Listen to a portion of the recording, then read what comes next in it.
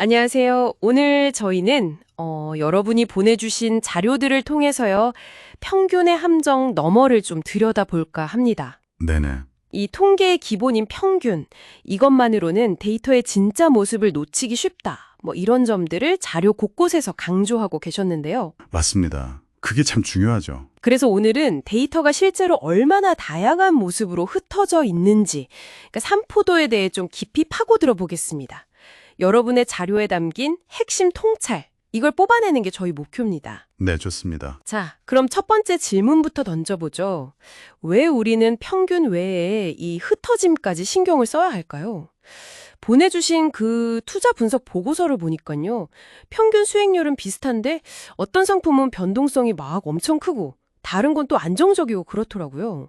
바로 그 지점입니다. 평균이라는 게 데이터의 중심 경향을 딱 알려주긴 하는데 그 주변의 값들이 얼마나 넓게 퍼져 있는지, 다시 말해 데이터의 변동성이나 안정성 이런 건 전혀 보여주질 못하거든요. 그렇죠. 평균만 보면 다 비슷해 보이니까? 네. 그래서 이 산포도 디스퍼션이라는 게 바로 그 데이터 값들이 평균 같은 중심 위치에서 얼마나 떨어져서 분포하는지를 측정하는 지표인 거죠. 산포도가 크다. 이건 데이터 값들이 넓게 퍼져 있다는 의미고, 작다는 건 오밀조밀 모여 있다는 뜻이고요. 아, 특히 군용 데이터 분석이나 품질 관리처럼 이 변동성 자체가 중요한 의미를 갖는 분야들이 있잖아요. 네, 있죠. 이런 데서는 평균만큼, 아니 어쩌면 평균보다 더 중요하게 봐야 할 지표가 바로 이 산포도입니다. 자료에서 그 위험 관리 부분을 강조하신 이유도 아마 여기에 있을 거고요. 그렇군요. 확실히 위험이나 안정성 이런 걸 보려면 흩어진 정도를 꼭 봐야 한다는 거네요. 맞습니다. 그럼 이 흩어진 정도를 구체적으로 어떻게 숫자로 나타낼 수 있을까요? 자료에 보니까 몇 가지 방법들이 소개되어 있더라고요. 가장 직관적인 것부터 시작해 볼까요? 네, 가장 간단한 건 역시 범위, 레인지죠. 데이터의 최대값에서 최소값을 그냥 빼는 겁니다. 제일 쉬워 보이긴 하네요. 계산은 정말 쉬운데, 근데 이제 보내주신 소득 분포 자료 분석에서도 지적하셨듯이 양 끝에 있는 아주 크거나 아주 작은 값, 그러니까 이상치, 아웃라이어라고 부르는 거요. 네, 극단적인 값들. 네, 그거 하나만 있어도 전체 분포랑 상관없이 값이 확 변동할 수 있다는 단점이 있어요. 전체 그림을 보기엔 좀 불안정한 면이 있는 거죠. 아, 그래서 소득 분석 같은 거 할 때는 범위를 잘 안 쓰는 거군요. 이상치에 너무 이렇게 휘둘리니까. 그렇죠. 네. 그럼 이 단점을 보완하는 다른 방법은요. 분산 얘기가 나오던데요. 맞습니다. 분산이라는 게 있는데요. 이건 각 데이터 값이 평균에서 얼마나 떨어져 있는지 그 편차 있잖아요. 네, 편차요. 그걸 제곱해서 평균을 낸 값입니다. 제곱을 하니까 음수 편차도 양수로 바뀌고, 또 평균에서 멀리 떨어진 값에 좀 더 큰 가중치를 주는 효과가 있죠. 아, 멀리 있을수록 더 크게 반영되는군요. 네. 그래서 분산이 클수록 데이터가 평균 주위에 넓게 퍼져 있다, 이렇게 해석할 수 있습니다. 다만 한 가지 좀 원래 데이터의 단위, 예를 들어 원이나 센티미터 같은 것도 제곱이 되어버려서요. 아, 제곱 원, 제곱 센티미터 이렇게요. 네, 그렇죠. 그래서 그 값자치를 직관적으로 이해하기는 조금 어려울 수 있다는 점이 있습니다. 네, 확실히 단위가 제곱된다는 게 좀 걸리네요. 그래서 그런지 자료에서도 표준 편차를 더 자주 언급하는 것 같던데요? 정확합니다.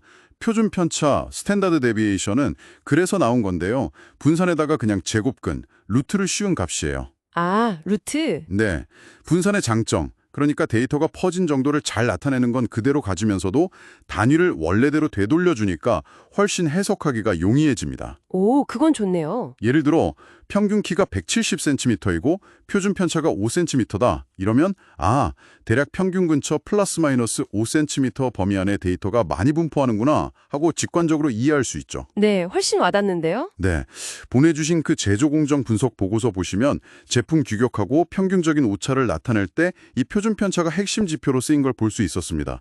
품질의 일관성 같은 걸 보는데 아주 유용하죠. 아, 표준 편차가 확실히 실용적이군요. 근데 아까 그 소득 자료처럼 극단적인 값들이 여전히 좀 문제라면요. 표준 편차도 결국 모든 데이터를 다 사용하는 거니까 이상치의 영향을 받을 것 같은데요? 예리하신데요. 좋은 지적입니다. 바로 그럴 때 이상치의 영향에서 좀 더 자유롭고 싶을 때 사용하는 대표적인 지표가 또 있습니다.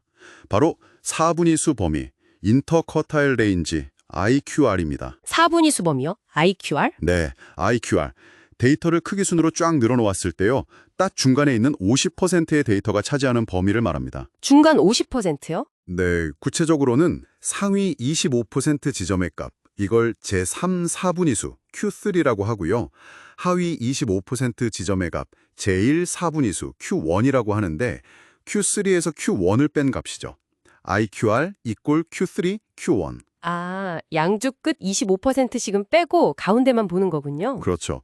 양끝단의 극단적인 값들을 제외하고 데이터의 그 몸통 부분에 퍼진 정도를 보여주니까 이상치에 훨씬 덜 민감하게 됩니다. 네네. 그 고객 만족도 조사 자료 분석하신 거 보면 평균은 비슷한데 IQR이 큰 부서가 있었잖아요. 거기가 만족도가 아주 높거나 아주 낮은, 그러니까 극과 극인 고객이 많다는 걸 보여주는 사례였죠. 아, 그렇군요. 평균은 비슷한데 속 내용은 완전히 다른 거네요. 네, 맞아요. 범위, 분산, 표준 편차, IQR. 와, 맞네요. 결국 이 지표들이 평균만 봐서는 알 수 없는 데이터의 숨겨진 성격 같은 걸 보여주는 도구들이군요. 네, 그렇습니다. 그럼 정리하자면 이것들이 여러분에게 왜 중요할까요? 네, 이 삼포도 지표들은요, 데이터의 변동성, 안정성, 일관성, 그리고 분포의 특징 같은 것들을 아주 종합적으로 파악하게 해줍니다. 예를 들어 투자 위험을 평가한다거나 제품 품질의 균일성을 관리한다거나 아니면 특정 집단의 특성을 오해 없이 이해하려고 할 때, 그럴 때 정말 필수적이죠. 여러분이 보내주신 자료들 전반에서 평균만 보지 말라라는 메시지가 계속 반복되는 이유가 바로 여기에 있습니다. 네, 맞아요. 그런 얘기가 많았죠. 데이터의 진짜 이야기를 들으려면 그 중심뿐만 아니라 그 주변의 흩어짐까지 반드시 함께 봐야 한다는 겁니다. 왜 중요한지 확인하는 시간이었네요. 네, 의미 있는 시간이었습니다.